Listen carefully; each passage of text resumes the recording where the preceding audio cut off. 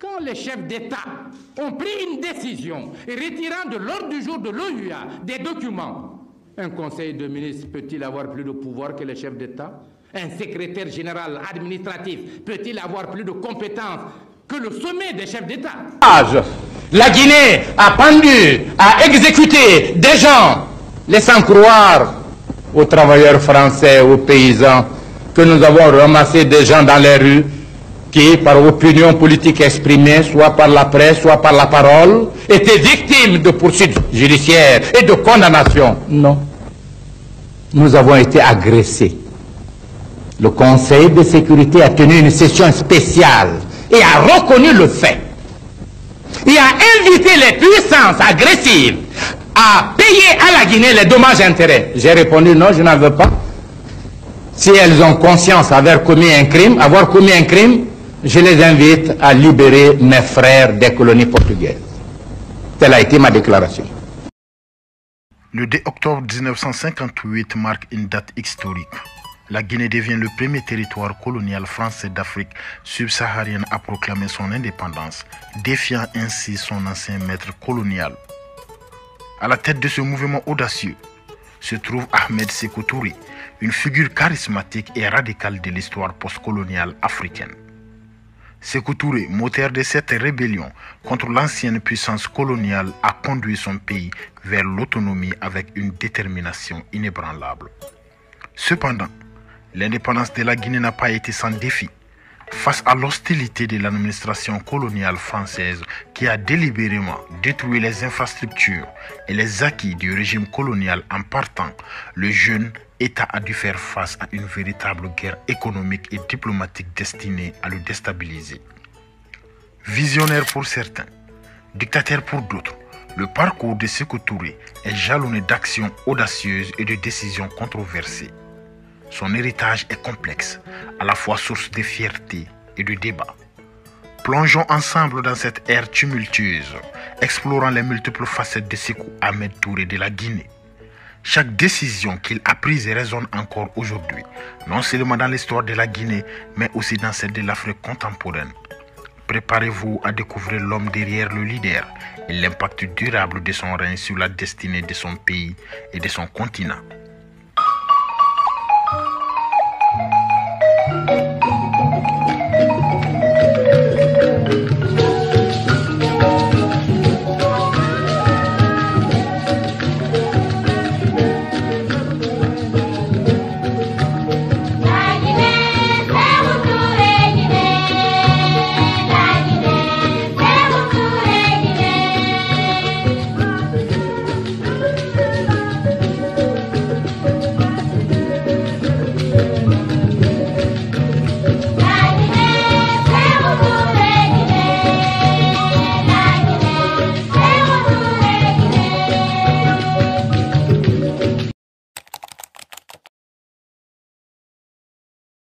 Au début du XXe siècle, la France avait établi sa domination sur une vaste étendue de l'Afrique de l'Ouest, englobant des territoires qui correspondent aujourd'hui au Sénégal, au Mali, au Burkina Faso, à la Guinée et au Niger.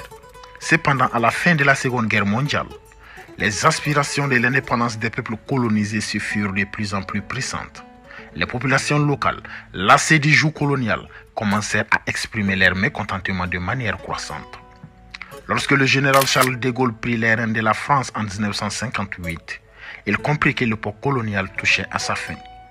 Reconnaissant l'inévitabilité des changements, de Gaulle proposa une nouvelle approche, la création de la communauté française, une structure censée remplacer l'ancien système colonial par un modèle de coopération supposé égalitaire.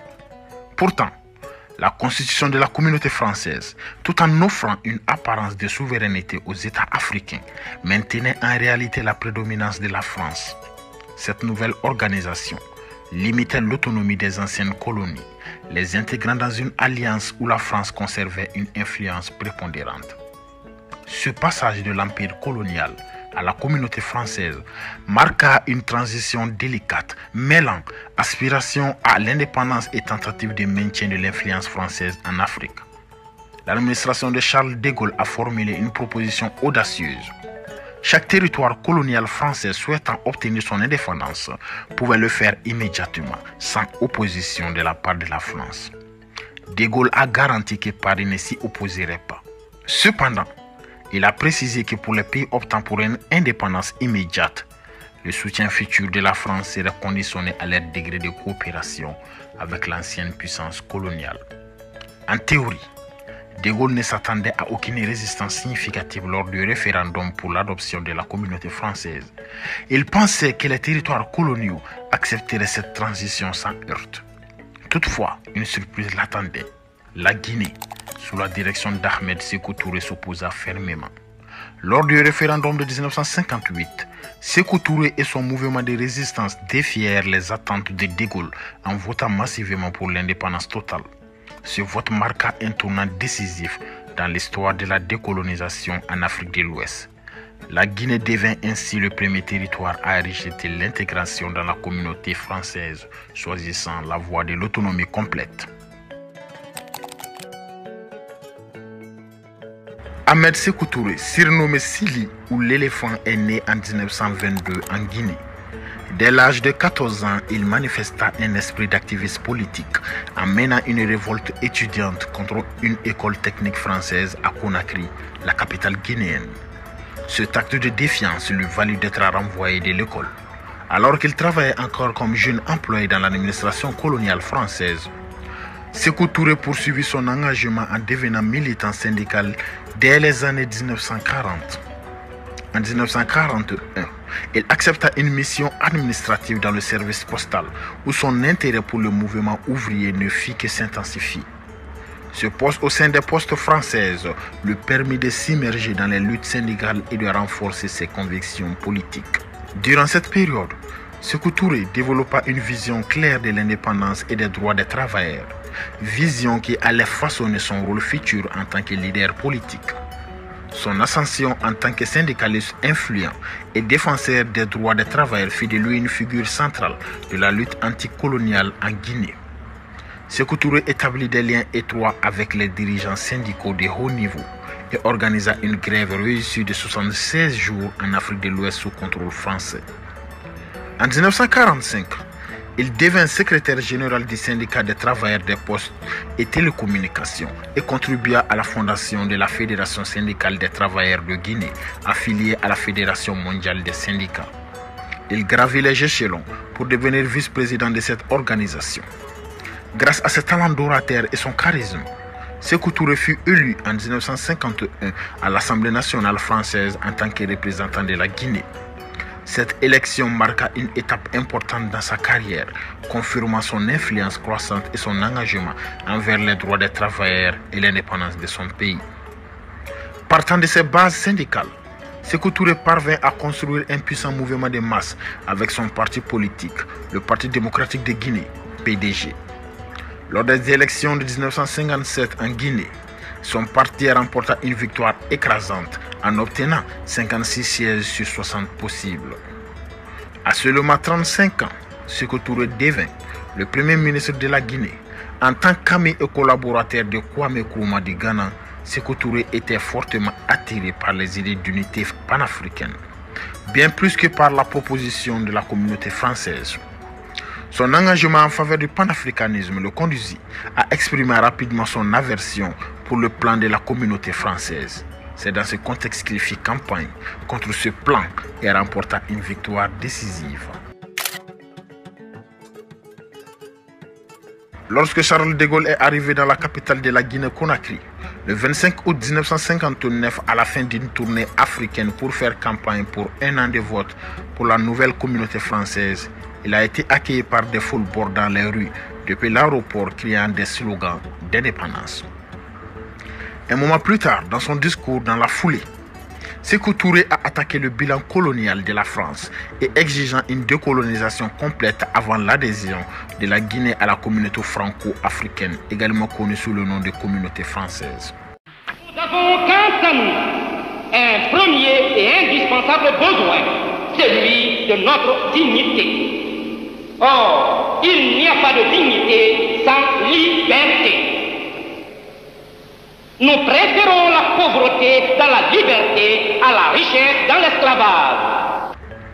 Dans son discours, Sékou Touré a prononcé une de ses célèbres déclarations qui était, et je cite, « La notion d'une communauté française maintiendrait notre statut d'indignité et notre statut de subordination. Nous préférons la pauvreté dans la liberté à la richesse en esclavage. » Cette déclaration a été accueillie par des applaudissements enthousiastes de la part de la foule guinéenne présente. En colère et légèrement embarrassé par ce qui venait de se passer, Charles de Gaulle s'est levé. En réponse pour défendre le bilan de la France, il a réitéré son offre en disant que j'avais dit ici encore plus fort que partout ailleurs, l'indépendance est à la disposition de la Guinée. Elle peut l'accepter en disant non à la proposition qui lui est faite. Et dans ce cas, je vous garantis que la France ne posera aucun obstacle. Mais malheureusement, pour De Gaulle en France, la Guinée au référendum a voté non. Le nom de la Guinée a été écrasant. La Guinée a proclamé son indépendance en tant que république 4 jours après le vote du projet de constitution de la 5e République française et avec elle l'offre d'adhésion à la nouvelle communauté France. Pourtant, dans la plupart des territoires, la marge de victoire de la France était presque aussi élevée que l'ampleur de sa perte en Guinée. Dans le monde anticolonial, au sens large, en Afrique du Sud ou en Afrique équatoriale française, Sékou Touré a été acclamé comme un héros. Malheureusement pour lui et ce pays qu'est la Guinée, cette décision aurait de graves conséquences économiques et politiques pour la nation nouvellement indépendante.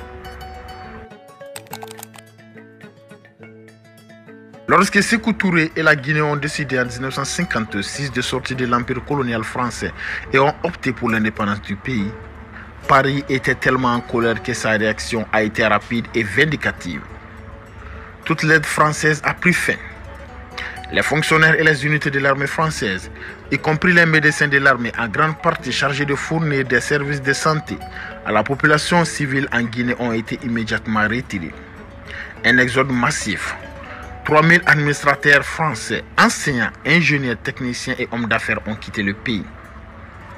Ils ont emporté avec eux tous les biens du gouvernement français qu'ils pouvaient. Et dans un acte de sabotage, ont détruit ce qui devait être laissé derrière eux.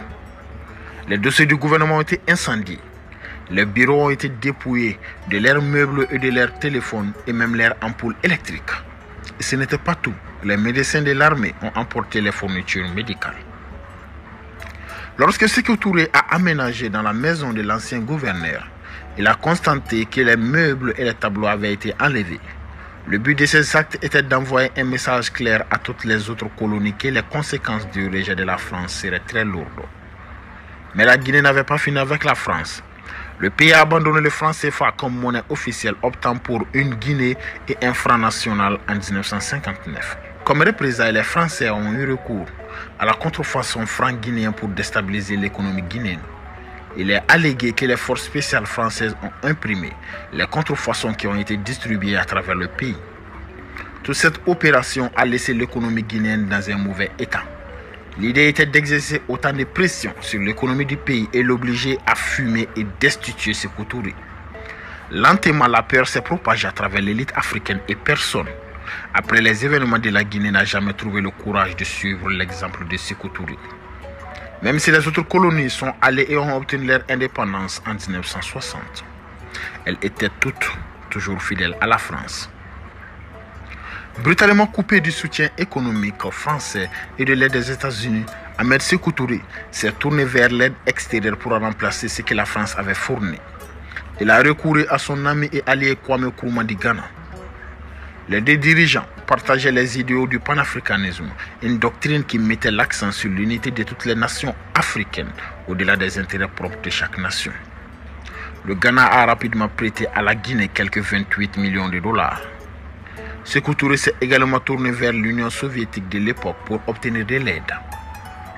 En 1960, près de la moitié des exportations guinéennes étaient destinées à des pays du bloc de l'Est et les soviétiques avaient engagé des millions de dollars d'aide à la République africaine. En raison de l'influence soviétique, la Guinée est devenue un pays socialiste, dirigé Une structure de parti unique communiste enracinée, le PDG, avec des ventes politiques jusqu'au village et au district, ainsi qu'un système d'informateurs. Mais l'association exclusive avec les communistes a été de courte durée. En 1961, Sékou Touré a expulsé l'ambassadeur de Russie pour ingérence dans les affaires intérieures de son pays, accusant les soviétiques de compléter une révolution marxiste. Suite à cet épisode, les États-Unis sont devenus une source d'aide importante pour la Guinée. En 1963, Sékou Touré a rencontré le président John Kennedy et les États-Unis ont ensuite lancé à la Guinée 400 millions de dollars pour développer son industrie de bauxite. C'est dans la bauxite que nous produisons l'aluminium métallique au fil des temps. Dans les années 1960, Sékou Touré a maintenu une position de neutralité positive à l'égard du conflit de la guerre froide entre les superpuissances, acceptant l'aide des États-Unis et l'Union soviétique. Après la rupture avec la France, Sékou Touré a imposé un projet socialiste à l'économie guinéenne, mais en même temps, il a vécu dans un monde de conspiration.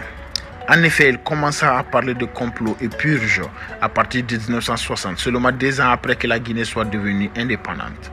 Il parla fréquemment de ce qu'il appelait un complot permanent visant à renverser son régime, une vaste conspiration qu'il affirmait être organisée par les puissances occidentales et d'autres ennemis de la révolution guinéenne. Les complots étaient peut-être sans aucun doute réels. Certains ont été délibérément créés, mais malheureusement d'autres étaient simplement fictifs. Par exemple, en 1961, il a annoncé la découverte d'un soutien aux enseignants après que les enseignants aient exigé un salaire égal pour un travail égal et critiqué la politique gouvernementale. Des enseignants et des intellectuels de premier plan ont été arrêtés ainsi que l'ambassadeur soviétique accusé de s'ingérer dans les affaires guinéennes et d'avoir financé cette révolte. Environ 1/5 de la population guinéenne a émigré vers les pays africains voisins, principalement pour échapper à la politique intérieure dure de Sékou Touré. Son régime est devenu célèbre pour ses procès courts, ses exécutions publiques, son emprisonnement arbitraire et son recours à la torture. En 1965, un groupe de commerçants a tenté de former un parti d'opposition et a désigné un candidat pour se présenter à l'élection présidentielle contre Sékou Touré. Ils ont été arrêtés et condamnés à mort. En 1972, la pénurie de médicaments a été décrite par Sékou Touré comme un moyen pour des médecins de discréditer la révolution. Il a interprété la nouvelle épidémie de choléra en 1973 comme un complot contre-révolutionnaire. Ce barrage constant de complots permanents par le régime de Sékou Touré a semé la peur parmi les citoyens et les a contraints à se conformer au gouvernement. Mais plus tôt, j'ai également dit que certains complots évoqués par Sékou Touré relevaient de la paranoïa. Par exemple, en juin 1960, Radio Conakry a rapporté une invasion imminente de la Guinée par des forces qui étaient entraînées en Guinée portugaise, maintenant connues sous le nom de Guinée-Bissau. Quelques mois plus tard, un groupe de mercenaires a été arrêté dans le pays. À cette époque, la Guinée-Bissau était sous emprise portugaise. Sékou Touré a donc fourni une base, des installations et son soutien diplomatique aux combattants de la liberté en Guinée-Bissau. Le Portugal a riposté en menant une campagne de propagande majeure contre Sékou Touré tout en qualifiant son régime de dictature marxiste. Et en 1970, les Portugais ont aidé à organiser une invasion missionnaire de la Guinée. L'invasion n'a pas réussi à renverser Sékou Touré. Au contraire, cela a conduit à un règne de suspicion terroriste et de violence guinéenne. Des personnalités publiques soupçonnées d'avoir des opinions critiques à l'égard du régime de Sékou Touré ont été arrêtées. Des procès de masse secrets et des exécutions civiles. La nation guinéenne était potentiellement un pays riche avec des plaines côtières bien arrosées et vastes plateaux offrant d'énormes potentiels agricoles et de vastes gisements de bauxite et de minerais de fer. Mais la stratégie économique touristique s'est avérée très destructrice. Sékou Touré a étendu son contrôle dans le secteur de l'économie. Les commerçants indépendants ont été remplacés par une énorme société commerciale d'État. Le résultat a été des entreprises d'État qui ont été mal gérées, lourdement endettées par la corruption et paralysées par les politiques. Les grèves concernant la pénurie de marchandises et les mauvais traitements infligés par le régime de Sékou Touré ont conduit à des manifestations de protestation des femmes du marché qui ont alors commencé dans les centres ruraux avant de s'étendre aux villes jusque dans la capitale. Lorsque les femmes du marché ont marché sur le palais présidentiel, les troupes gouvernementales ont reçu l'ordre de tirer sur elles. Ce qui a sauvé la Guinée de la ruine complète, ce sont les revenus tirés de la caisse des mines du pays qu'aujourd'hui abandonné aux mains des sociétés étrangères. À la fin des années 1970 et au début des années 1980, après 20 ans de socialisme imposé, Sékou Touré a commencé à se retirer, permettant à certaines entreprises privées et sociétés commerciales d'opérer et à dissoudre sa police économique. Il a également commencé à tendre la main aux investisseurs occidentaux. Il expliquera plus tard. Pendant les 20 premières années, nous nous sommes concentrés sur le développement de la mentalité de notre peuple. Maintenant, nous sommes prêts à faire des affaires avec d'autres. En 1976, des relations diplomatiques ont été établies entre la Guinée et la France. Les hommes d'affaires français ont été autorisés à poursuivre des opportunités commerciales et d'investissement. La Guinée a indemnisé les entreprises françaises nationalisées, tandis que les Français ont accepté de payer les pensions de 20 000 anciens militaires guinéens. La Guinée a également libéré des Européens emprisonnés pour avoir prétendument tenté de renverser le gouvernement. En 1982, Sékou Touré s'est rendu à New York pour faire appel aux financiers de Wall Street pour une augmentation du secteur privé. Sékou Ahmed Touré est décédé en 1984 alors qu'il subissait une opération du cœur dans un hôpital américain. Au moment de sa mort, il avait dirigé la Guinée pendant 26 ans. En avril 1984, l'armée a organisé un coup d'État et a pris le contrôle du pays en remplissant les fonctions politiques en raison du vide laissé par la mort de Sékou Touré. Malgré sa politique intérieure controversée, on se souvient d'Ahmed Sékou Touré comme un ardent défenseur de l'unité africaine et du panafricanisme. Sékou Touré a passé beaucoup de temps à tenter de renforcer les liens entre les pays voisins d'Afrique et d'autres en dépendance collective vis-à-vis des anciens colonisateurs européens. D'autres le voient également comme un dictateur. C'est la fin de notre vidéo. Merci et à la prochaine. Il intègre l'armée française en 1955 et participe à la guerre d'Algérie. Promu lieutenant, il défend le régime dictatorial d'Ahmed Sékou Touré. 10 ans plus tard, il est élu député du Parti démocratique de Guinée, PDG, parti unique. Parvenu au grade de colonel, il participe au coup d'État de 1984 à la suite de la mort du père de l'indépendance de la Guinée, Sékou Touré. La junte dénommée Comité militaire de redressement national, CMRN, porte alors Lassana Conté à la tête du pouvoir. Libéral et nationaliste, il privatise les entreprises publiques, réduit le nombre de fonctionnaires et dote la Guinée d'une nouvelle constitution qui autorise le multipartisme. Devenu général, il est officiellement élu président de la République en 1993 et largement reconduit en 1998 et 2003 grâce à une modification constitutionnelle.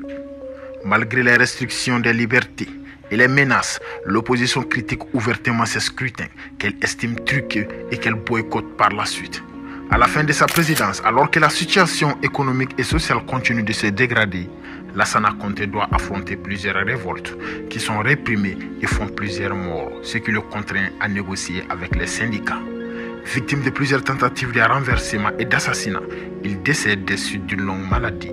Sa mort est suivie d'un coup d'État renversant la Deuxième République qu'il avait instaurée. Aujourd'hui, nous allons parler de l'histoire de Lassana Conté, un homme dont le nom est toujours marqué dans l'esprit du peuple guinéen. Voici à présent l'histoire de Lassana Conté.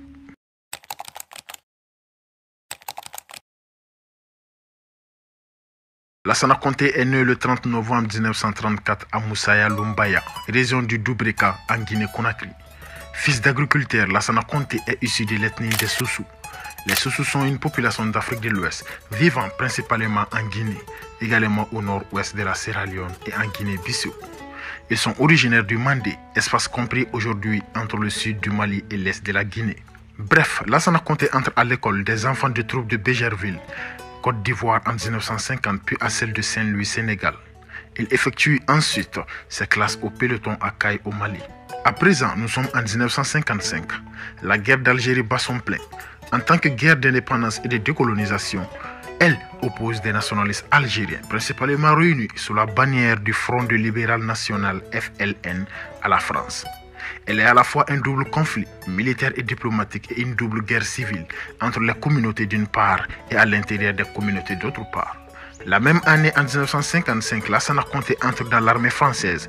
Plus tard, il est affecté en Algérie pendant la guerre d'indépendance en 1957. Après son service militaire, il est retourné en Guinée, qui est devenue indépendante de la France le 2 octobre 1958. Il intègre alors la nouvelle armée avec le grade de sergent.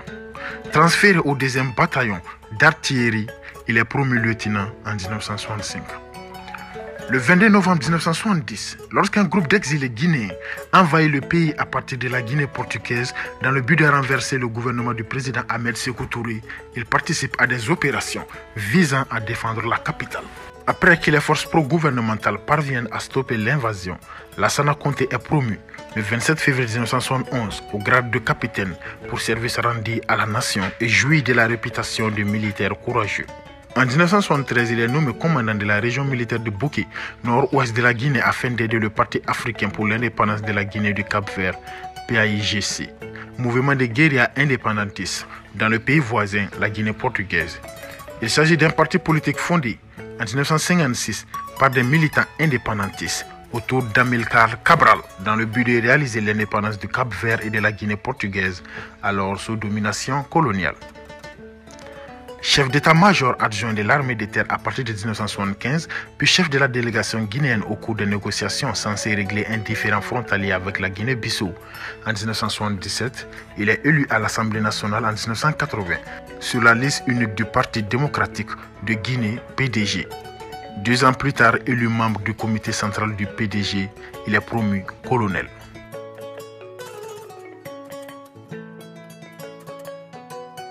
Le 26 mars 1984, Ahmed Sékou Touré, le père de l'indépendance, meurt à Cleveland lors d'une opération cardiaque et l'unique parti de l'époque, le Parti démocratique de Guinée PDG, sombre dans de violentes querelles de succession. C'est dans un contexte de déclin et d'incertitude qu'une semaine plus tard, le 3 avril 1984, un coup d'état militaire dirigé par le colonel Conté renverse le président intérimaire, Louis Lansana Biavogui. L'agent militaire, dénommé Comité militaire de redressement national CMRN, porte alors son chef de file au pouvoir qui est proclamé président de la République 2 jours plus tard, alors qu'il vient d'être institué la Deuxième République. Le nouveau chef de l'État dénonce le régime de Sékou Touré et s'engage à établir un régime démocratique, à sortir la Guinée de son isolement international et à exploiter les ressources naturelles. Il se pose en défenseur des droits de l'homme, en libérant 250 prisonniers politiques, encourageant ainsi le retour d'environ 200 000 Guinéens de l'exil. C'est ainsi que quelques mois plus tard, Lassana Conté est nommé secrétaire général du Parlement international pour la sécurité et la paix, une organisation intergouvernementale dont le siège est en Italie. Lansana Conté assure de facto la fonction de chef du gouvernement du 18 décembre 1984 au 9 juillet 1996, date à laquelle il nomme Sidya Touré comme Premier ministre. Le 22 décembre 1985, dans son discours programme, il opte pour un libéralisme économique après 26 ans d'économie centralisée. Il lance de nombreuses réformes, le rétablissement de l'initiative privée, la privatisation de nombreuses entreprises publiques, la dévaluation de la monnaie et le rétablissement du franc guinéen, ainsi que la réduction des dépenses de gouvernement et l'encouragement des investissements étrangers. Le 3 avril 1990, à l'occasion du 6e anniversaire de l'avènement de la Deuxième République, Lassana Conté est promu au grade de général de corps d'armée. Dans le même temps, alors qu'une vague démocratique touche l'Afrique, il fait adopter une nouvelle constitution par référendum le 23 décembre 1990. En 1992, dans le cadre des préparatifs de l'élection présidentielle de l'année suivante, les partis politiques sont officiellement légalisés et 12 lois organiques réglementent le statut d'institution, telles que la Cour suprême. Les mesures annoncées par le nouveau président ne tardent pas à se faire sentir. La croissance économique s'élève à 4,5% par an et le taux d'inflation ne dépasse pas 5%. Le CMRN est dissous le 16 janvier 1991 et est remplacé par le Comité de transition pour le redressement national CTRN, un organe composé à partie égale de civils et de militaires.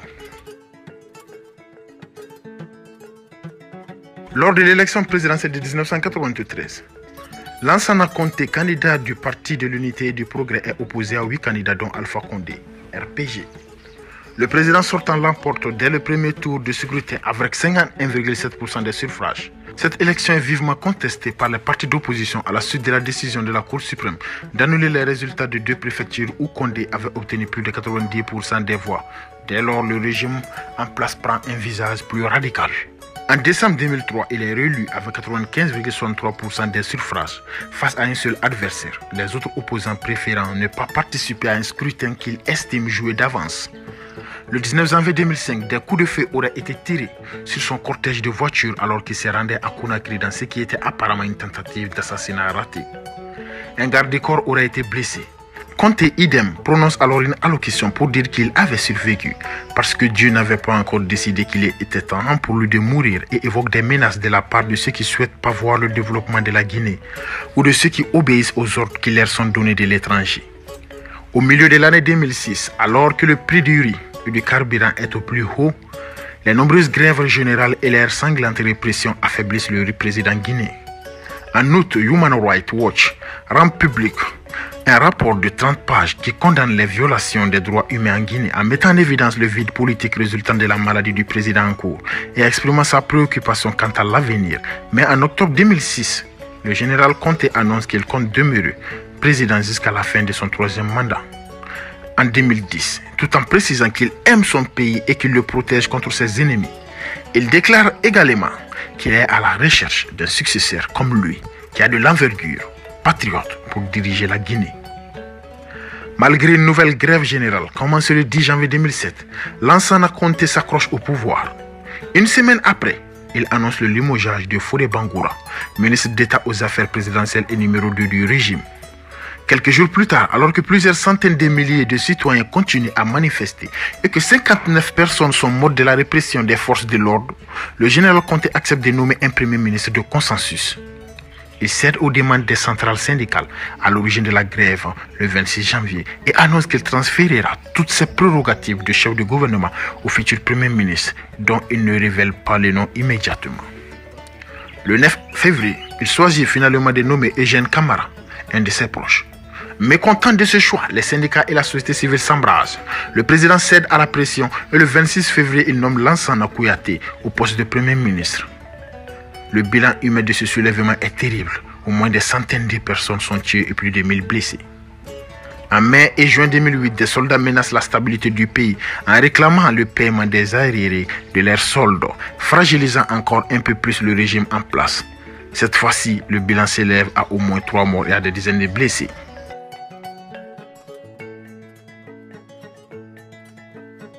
Des rumeurs récurrentes le disant mourant circulent dès 2002.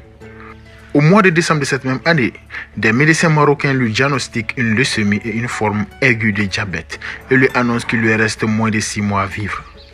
À l'occasion de l'élection présidentielle de 2003, il reconnaît avoir des douleurs aux pieds, se voyant contraint de voter à bord de sa voiture en raison de sa difficulté à marcher. Début 2006, son état de santé s'aggrave. Brusquement, il se rend alors à plusieurs reprises à l'étranger pour se faire hospitaliser et est victime de coma diabétique à répétition.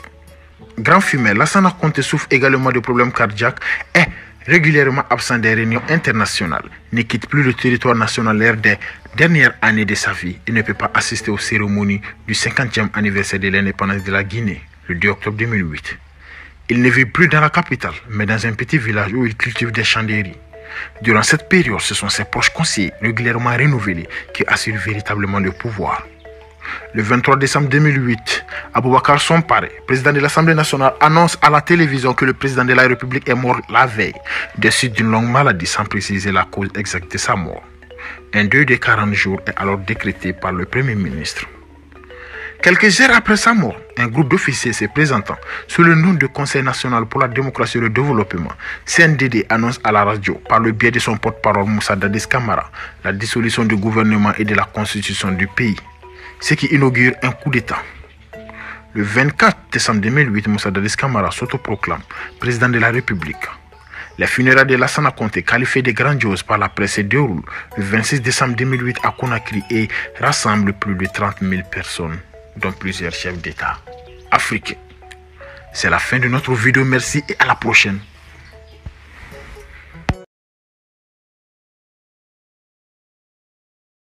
On le condamne à se saisir des réalités du bas peuple. Moi, je suis un homme du bas peuple. Je suis un homme du bas peuple. Le bas peuple. Vous savez, le bas peuple, qu'est-ce que ça signifie? Je ne suis pas un homme riche. Je n'ai pas une famille riche. Je suis né dans une case. Dans une case, moi. Je suis né dans une case. Faire rupture au point de vue coopération militaire, c'est la France qui est perdante. Ce n'est pas la Guinée. La France n'a pas le droit, quels que soient les problèmes, la France doit être le premier pays dans le monde. Parce que la France nous connaît mieux par rapport aux autres puissances. Puisque c'est la langue de Molière que je parle avec vous. Est-ce que c'est ma langue que je parle? C'est la langue de Molière. Donc, la France, quoi que les choses se passent, elle est indissociable. Nos relations sont indissociables. Nous sommes tenus obligés de vivre ensemble. Il ne serait-ce que la mondialisation et les relations historiques. Dans les annales de l'histoire politique de la Guinée, le nom de Moussa Dadis Camara résonne comme une période tumultueuse marquée par l'espoir, la controverse et la tragédie.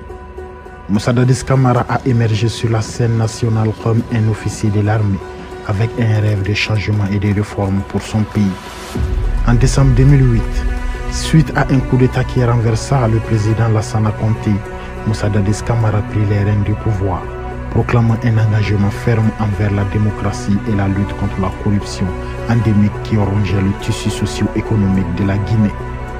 Sa montée au pouvoir a suscité un espoir généralisé parmi les Guinéens désireux de voir émerger une nouvelle ère dans leur pays. Pourtant, cette lueur d'espoir a rapidement été assombrie par les actions controversées de Camara et de son régime. Sous sa direction, la Guinée a été témoin d'une répression brutale de l'opposition politique et de manifestations pacifiques ainsi que de violations flagrantes des droits de l'homme. L'incident le plus notoire reste le massacre du 28 septembre 2009 au stade de Conakry, où des forces de sécurité ont ouvert le feu sur des manifestants faisant des centaines de morts et de blessés. La communauté internationale a rapidement condamné ces actes et la pression internationale a finalement contraint Moussa Dadis Camara à quitter le pouvoir en janvier 2010 après avoir été victime d'une tentative d'assassinat par un de ses proches.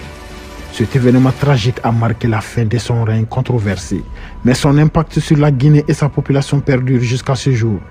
Aujourd'hui, nous parlerons de l'histoire d'un homme dont le nom reste associé à une période sombre de l'histoire guinéenne, rappelant les dangers d'un leadership autoritaire et les conséquences dévastatrices de la violence politique.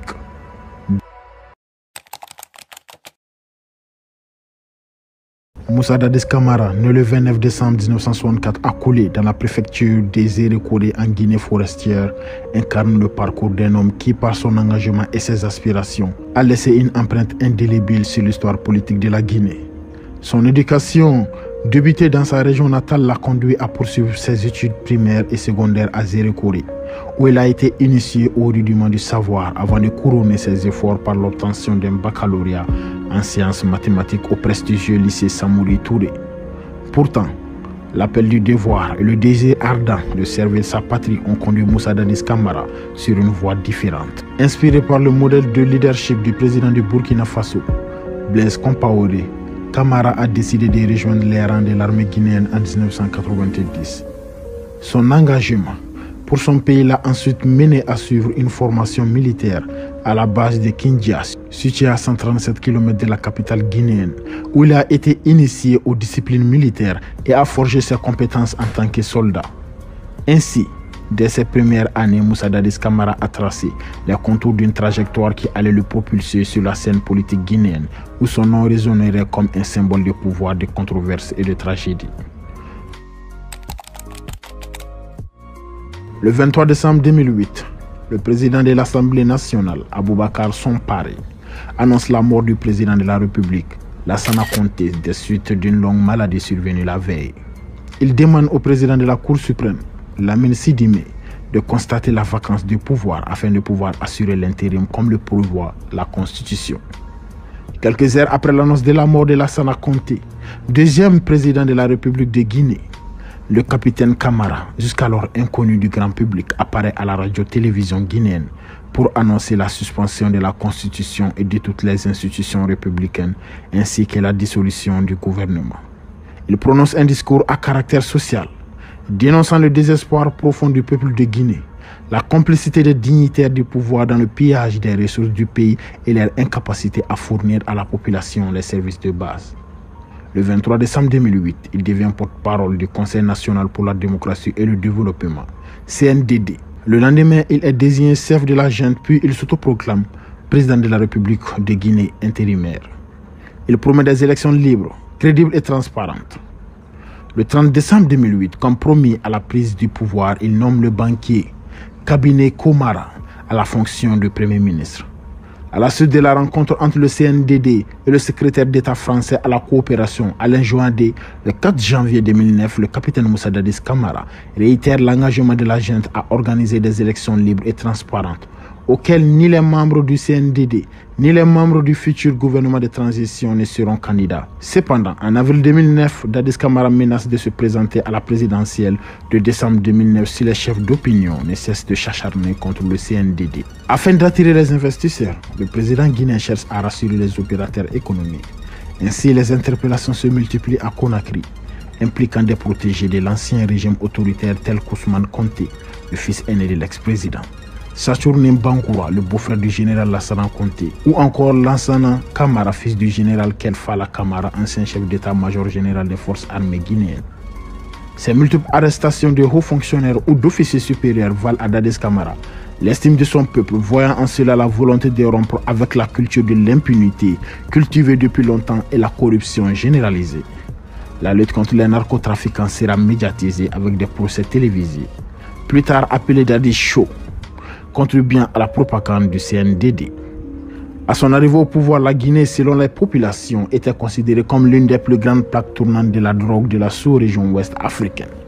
Dadis Camara explique que la drogue cause un énorme préjudice non seulement au peuple guinéen mais à tous les opérateurs économiques. C'est pourquoi il a décidé de la combattre pour redorer l'image de marque de son pays. Même si Moussa Dadis Camara est considéré actuellement par l'ONU comme un acteur important dans la lutte contre le narcotrafic en Afrique de l'Ouest, le problème de l'absence de chiffres réels demeure. Le 8 août 2009, le président Moussa Dadis Camara reçoit en présence du président sénégalais Abdoulaye Wade l'Oscar du mérite du Conseil international des managers africains, CIMA, pour son combat contre les narcotrafiquants et pour la moralisation économique. Le 28 septembre 2009, à la suite d'un meeting organisé dans l'enceinte du plus grand stade de Conakry, l'armée guinéenne tire à balles réelles sur les manifestants, occasionnant 157 morts selon les ONG qui font aussi état de milliers de blessés et de nombreux viols. La communauté internationale a fermement condamné cette violente répression.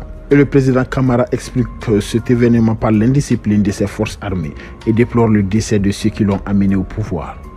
Ce massacre engendre la démission du porte-parole du gouvernement et des ministres de l'Agriculture et de la fonction publique fait sans précédent en Guinée. La France, par la voix de Bernard Kouchner, décide de suspendre sa coopération militaire avec le CNDD et demande conjointement avec les États-Unis une enquête internationale. La Cour pénale internationale, CPI, donne une suite favorable à cette requête et la France appelle ses 2500 ressortissants à quitter la Guinée en raison de la détérioration de la situation.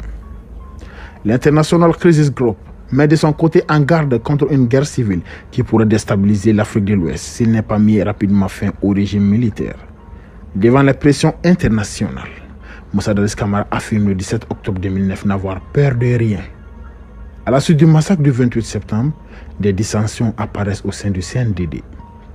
Le général Sekouba Konaté, alors général de brigade et ministre de la Défense numéro 2 du Conseil national pour la démocratie et le développement CNDD, essaye de faire arrêter Aboubakar Toumba Diakité, responsable du massacre, mais il en aurait été empêché par Moussa Dadis Camara lui-même. Sous la pression de l'enquête internationale, Dadis Camara semble se désolidariser des responsables des violences. Toumba Kata lui accuse Dadis Camara d'avoir commandité les massacres et d'avoir voulu lui jeter la responsabilité, affirmant avoir aidé des opposants à échapper aux violences. Le 3 décembre 2009, Moussa Dadis Camara se rend au camp militaire Koundara, base de son aide de camp et chef de la garde présidentielle, Aboubakar Sidiki Diakité. Celui-ci tire sur Dadis Camara, le blessant à la tête et au cou. Le chef de l'État est transféré le lendemain à Rabat. au Maroc, afin d'y être hospitalisé dans une situation difficile mais pas désespérée. L'intérim est assuré par le numéro 2 de la junte, le général Ségouba Konaté. Une récompense de 200 millions de francs guinéens, en plus d'une villa, est promise à qui retrouvera Aboubakar Diakité ou donnera des informations pouvant le localiser.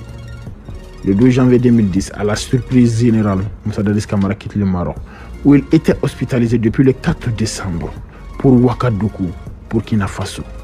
Ses partisans en Guinée appellent alors à son maintien au pouvoir et des rassemblements en son soutien s'organisent. Toujours président de la République, Moussa Dadis Camara est rejoint par le président intérimaire Ségouba Konaté en vue de négociations sous l'égide de Blaise Compaoré. Un accord est trouvé le 15 janvier et Camara renonce au pouvoir officiellement pour des raisons de santé. Au Burkina Faso, Moussa Dadis Camara s'est converti au christianisme en 2010 et change son nom à Moïse Dadis Camara. Il réside sous la protection du président Blaise Compaoré, à condition de ne pas faire de politique, tandis que sa sécurité est supervisée par Gilbert Diendéré, aide de camp de son hôte.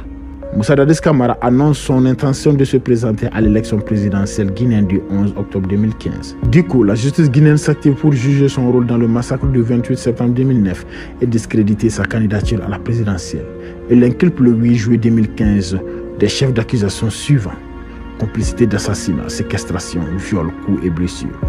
Le 14 août 2015, Dadis Camara achète un billet pour rentrer en Guinée, mais il renonce après avoir été averti que les États guinéens et ivoiriens s'y opposeraient. Le 26 août, il prend finalement l'avion pour Conakry, mais le vol est dérouté à Accra. Alpha Condé aurait appelé en urgence le président ivoirien Alassane Ouattara pour lui demander de bloquer l'arrivée de Dadis Camara. Le Front patriotique pour la démocratie et le développement, FPDD, parti politique de Dadis Camara, accuse le gouvernement guinéen d'empêcher son retour au pays pour se présenter devant la justice et prouver son innocence. Depuis septembre 2015, la Cour constitutionnelle ne retient pas la candidature de Dadis Camara à la présidentielle et il se retire de son parti. Le 22 décembre 2021, Moussa Dadis Camara rentre en Guinée par l'aéroport international Ahmed Sékou Touré, Bible et Coran à la main. En référence à sa mise en examen pour le massacre de 2009, il indique se mettre à la disposition de la justice car personne n'est au-dessus de la loi. À la veille du procès des massacres du 28 septembre, Moussa Dadis Camara est placé sous mandat de dépôt et déféré à la maison centrale de Conakry.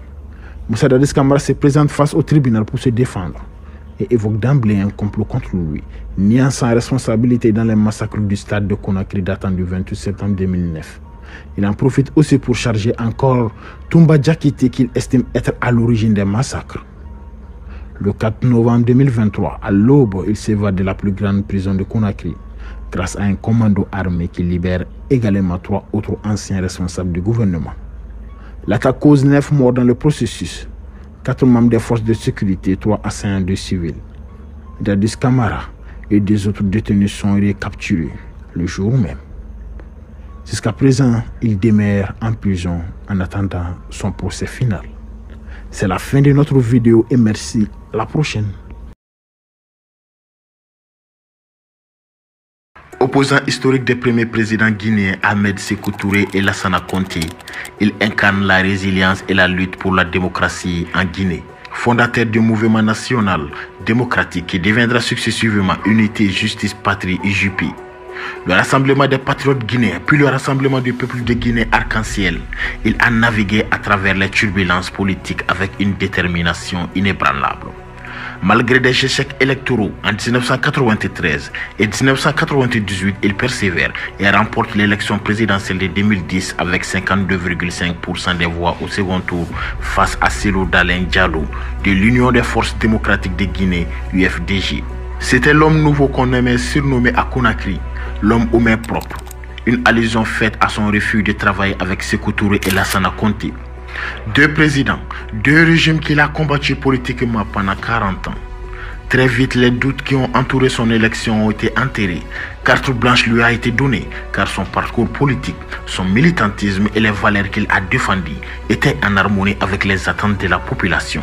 Il incarnait le renouveau, le changement et l'espoir. Il faisait l'objet des grands mythes à raison de toute une vie passée en exil forcé et parfois choisie en France. Réélu en 2015 avec 57,9% des suffrages dès le premier tour, il consolide son pouvoir. En 2020, à l'âge de 82 ans, une révision constitutionnelle controversée lui permet de briguer un troisième mandat.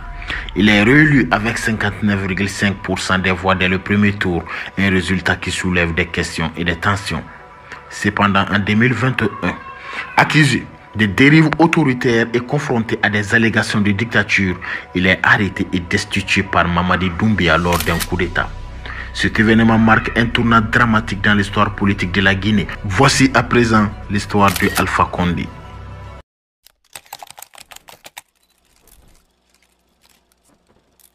Détenu Malinké, ses parents sont originaires de Bobo Dioulasso, une ville de Burkina Faso. Son père est venu dans la région de Kankan, Haute-Guinée, pendant la période coloniale comme cuisinier. Scolarisé à l'âge primaire à Conakry puis au collège séminaire des pères de Dingsine, Alpha Condé part en France à l'âge de 15 ans après avoir eu son brevet. Élève en classe de seconde au lycée Pierre de Fermat de Toulouse, il poursuit son cursus à Louviers, où des relations de son père le confient au maire Pierre Mendès France, qui devient son tuteur pendant ses années de première et terminale. Au lycée Turgot à Paris, il sympathise avec Bernard Kouchner, qu'il considère comme son frère, et passe son baccalauréat dans la capitale. Après un passage à la Sorbonne, Alpha Condé obtient une licence en sociologie puis un diplôme d'études supérieures, DS, avant de devenir docteur d'État en droit public à la faculté de droit de l'université Paris 1. Alpha Condé commence sa carrière en tant qu'enseignant, chargé de cours à la faculté de droit et scientifique économique de Paris 1. Il dit avoir été victime d'une agression le 28 mai 1970 à Paris, affirmant avoir reçu des coups de crosse et des coups de mousqueton, en même temps que des injures comme sale nègre. Il aurait souffert d'une double fracture du nez et d'une fêlure du palais. En 1977, dans la foulée de la rencontre tripartite de réconciliation à Morovia entre les présidents Sékou Touré, Félix Houphouët-Boigny et Léopold Sédar Senghor, Alpha Condé crée le mouvement national démocratique MND avec le professeur Alpha Ibrahima Sow, Bayo Khalifa et d'autres fondateurs. Le MND subira plusieurs mutations de la lutte clandestine à la lutte semi-clandestine et enfin à la lutte légale depuis 1991. Le MND devient ensuite Unité, Justice Patrie, UJP, le Rassemblement des Patriotes Guinéens, RPG, puis le Rassemblement du Peuple de Guinée, également RPG. Alpha Condé rentre en Guinée à la suite de l'ouverture démocratique des années 1990, fruit d'un long combat mené entre autres par Ba Mamadou, Serandiou Diallo, Mansour Kaba, etc. Le multipartisme intégral adopté par le régime du président Condé, autorisant la présence de plusieurs partis d'opposition en Guinée. Puis Alpha Condé prend part à la première élection multipartite du pays en décembre 1993 après 30 ans de régime autoritaire.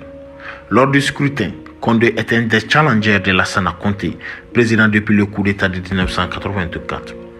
Le général Conté est déclaré vainqueur avec 51,7% des voix, tandis que les observateurs nationaux et internationaux chargés de la supervision du scrutin dénoncent un fort climat de fraude et que l'opposition conteste unanimement les résultats officiels.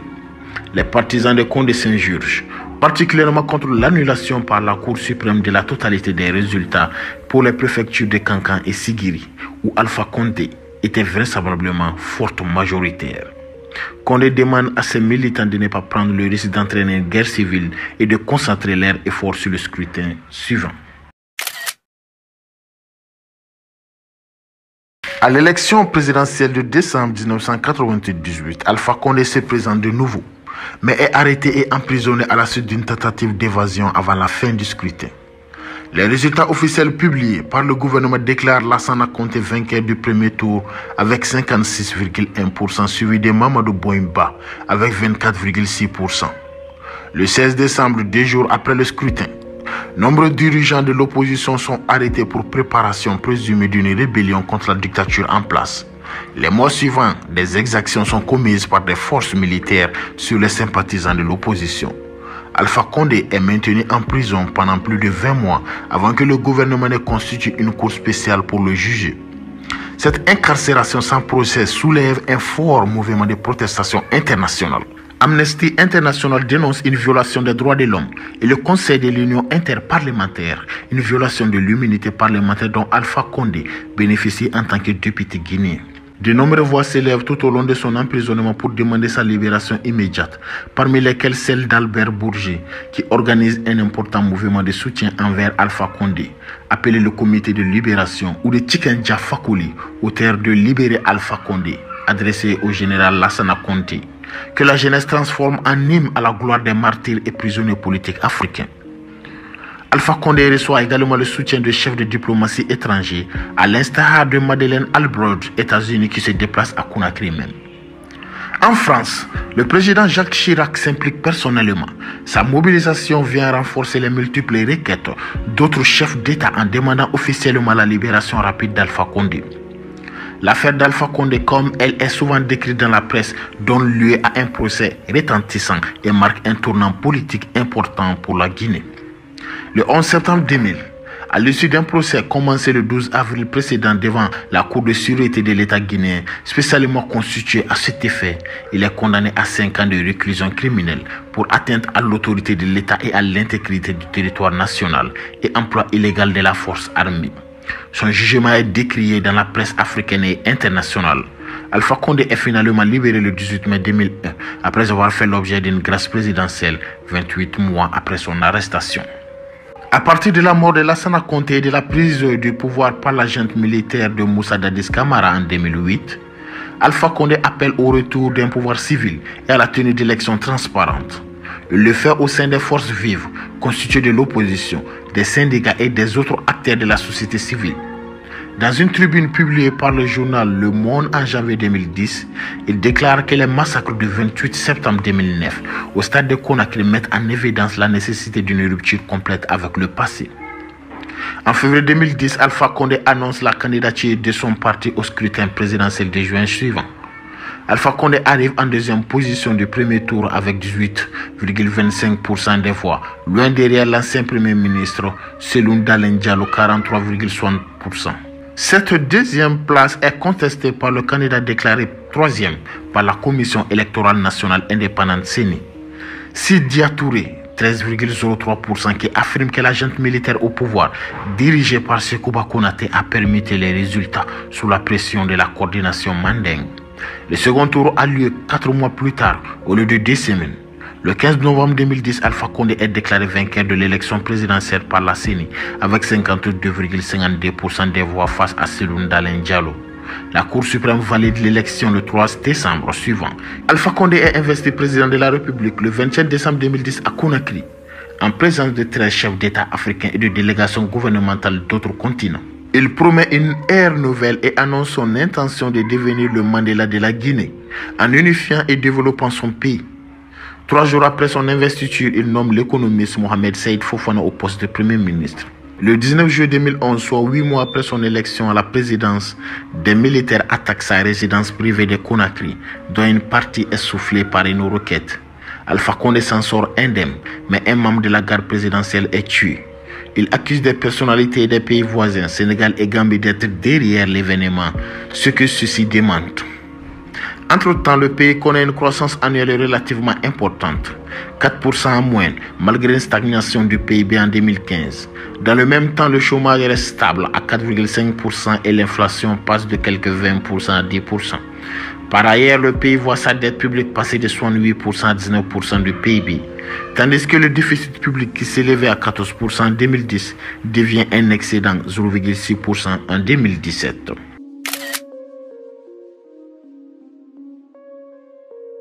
Alpha Condé est réélu pour un second mandat lors de l'élection présidentielle de 2015 avec 57,9% des voix au premier tour.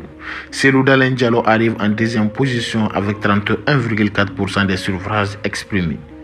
En septembre 2019 à New York, il suggère l'organisation d'un référendum pour modifier la constitution guinéenne et lui permettre ainsi de briguer un troisième mandat interdit par la constitution de 2010. En réaction à un important mouvement de contestation, le mouvement FNDC, fédérant les principaux partis d'opposition, l'UFDG de Cellou Dalein Diallo et l'UFR de Sidya Touré, ainsi que les plus importantes organisations de la société civile, se dressent contre l'initiative présidentielle. Il fait reporter les élections législatives du 16 février au 1er mars 2020 et annonce la tenue simultanée d'un référendum constitutionnel. L'opposition guinéenne s'oppose à la tenue d'un référendum sur la réforme de la Constitution. Le référendum et les législatives ont finalement lieu le 22 mars 2020. Le 31 mars 2020, son parti annonce qu'Alpha Condé sera candidat à un troisième mandat lors de l'élection présidentielle d'octobre. Durant plusieurs mois, cette perspective suscite une vague de protestations qui fait des dizaines de morts. Le président sortant se présente alors comme le candidat des femmes et des jeunes. Le 18 octobre, il est réélu à l'issue du premier tour du scrutin avec 59,5% des voix. Son principal opposant, Cellou Dalein Diallo, qui s'était proclamé vainqueur du scrutin avant la publication des résultats, est crédité de 33,5% des suffrages par la Commission électorale nationale indépendante. Alpha Condé prête serment le 15 décembre devant la Cour constitutionnelle, devenant ainsi président pour la troisième fois et appelle l'opposition à cesser les violences et est investi le 21 décembre 2020 pour un mandat de 6 ans par le président de la Cour constitutionnelle Mohamed Lamine Bangoura.